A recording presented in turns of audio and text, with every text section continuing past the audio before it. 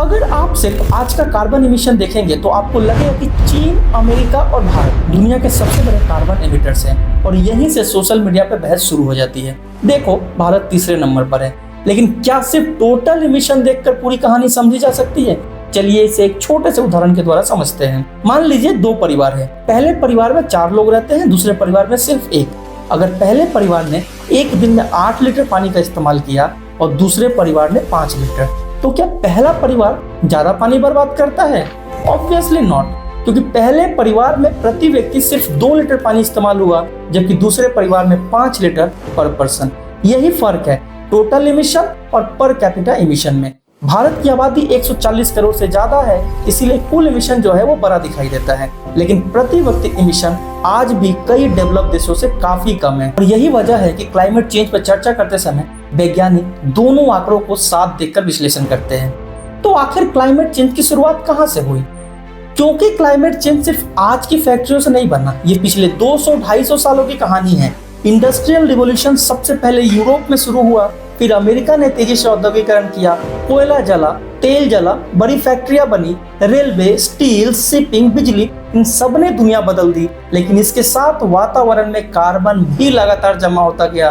Carbon dioxide कोई ऐसा प्रदूषण नहीं है जो 1-2 साल में खत्म हो जाए, इसका असर दशकों तक बना रहता है। यानी आज जो क्लाइमेट चेंज हम देख रहे हैं उसमें सिर्फ आज का इमिशन नहीं बल्कि इतिहास का इमिशन भी शामिल है। इसीलिए क्लाइमेट साइंटिस्ट अक्सर एक और शब्द का इस्तेमाल करते हैं, हिस्टोरिकल इमिशन। मतलब पिछले 200 सालों में किसने वातावरण में कितना कार्बन छोड़ा, और इस पैमाने पर तस्वीर बदल जाती है। यूरोप और अमेरिका का योगदान ऐतिहासिक रूप से बहुत बड़ा रहा है, लेकिन क्या इसका मतलब ये है कि आज विकासशील देशों की कोई जिम्मेदारी नहीं है? बिल्कुल नहीं। यहाँ पर बहस का दूसरा पक्ष आता है। अगर भारत, चीन, ब्राजील, इंडोनेशिया और दूसरे विकासशील देश अभी भी वही पुराना रास्ता अपनाए, यानी कोयले और तेल पर पूरी तरह निर्भर होकर विकास करे, तो आने वाले दशकों में ग्लोबल वार्मिंग को रोकना लगभग असंभव हो जाएगा। यानी इतिहास हमें एक बात सिखाता है और भविष्य हमसे दूसरी मांग करता है। इतिहास कहता है कि जिन देशों ने पहले ज्यादा प्रदूषण किया उसे ज्यादा जिम्मेदारी लेनी चाहिए, लेकिन भविष्य कहता है अब हर देश को अपना हिस्सा निभाना होगा। और यहीं पर अक्सर राजनीति शुरू हो जाती है। डेवलप कंट्रीज कहते हैं सभी देशों को एमिशन कम करना चाहिए। डेवलपिंग कंट्रीज जवाब देते हैं जब आप विकसित हो रहे थे तब आपने सस्ता ईंधन इस्तेमाल किया, अब हमें विकास करने से क्यों रोका जा रहा है? दोनों पक्षों की अपनी दलील है और सच ये है कि क्लाइमेट नेगोशिएशंस पिछले कई दशकों से इसी सवाल के इर्द गिर्द घूम रही है। अब मैं आपसे एक सवाल पूछना चाहता हूँ, अगर किसी देश ने 150 साल पहले ज्यादा प्रदूषण किया और आज दूसरा देश तेजी से प्रदूषण बढ़ा रहा है, तो जिम्मेदारी किसकी होनी चाहिए? सिर्फ पहले देश की या दोनों देशों की?